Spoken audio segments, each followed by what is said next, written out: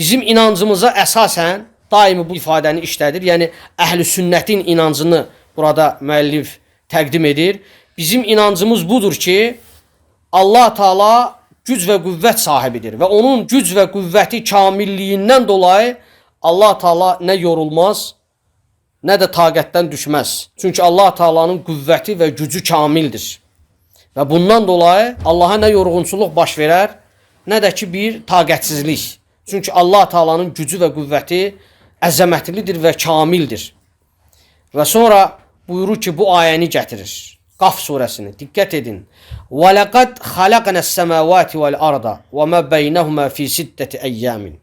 Allah Teala bu ayədə buyurur ki, biz göyləri və yeri və onların arasında olanları 6 günə yaratdıq. Və ma məssənna min luğub. Ayənin ardına fikir verin.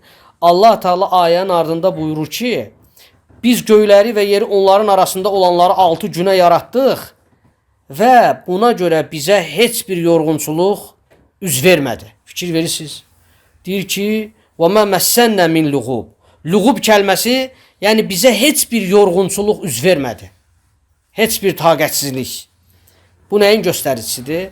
Bu onu göstərir ki, Allah Taala'nın qüdrəti, gücü kamildir.